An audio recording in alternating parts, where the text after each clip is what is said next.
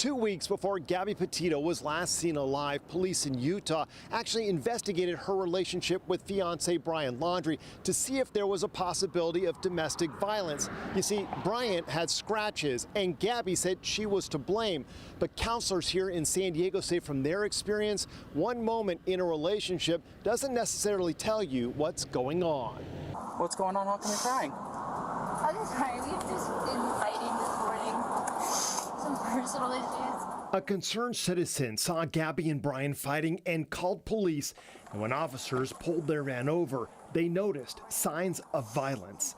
You want to tell me about those scratches on your face? She had her cell phone in her hand. That's why I was pushing her away. Police determined that Gabby was the aggressor and considered citing her for domestic violence.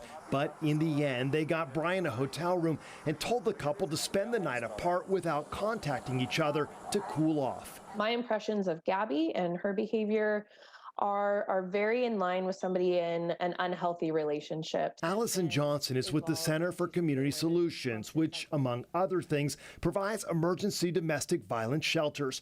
She says knowing what happened to Gabby makes this hindsight, but the anxiety she shows in the video is a troubling sign. Being a clinician that works with relationship violence, I see that fear of what's going to happen next, what's going to happen when this is over. How might I be punished for this? I see a little bit of that. Brian stayed calm with police and even made a few jokes.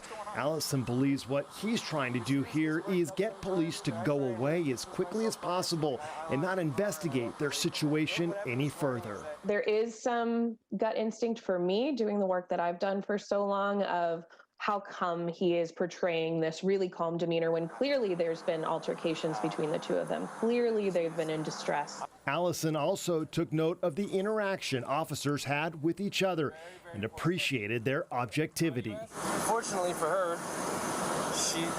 we cannot treat, just because he's bigger and stronger, and even if he's not willing to press charges, we can't treat this differently than if it was a male on female violence. I am very impressed with the officers being able to remove the gender bias from their conversation. You don't see that very often. If you or someone you know is involved in a domestic violence relationship, help is available. For more information on that, go to our website, cbs8.com, and click on this story.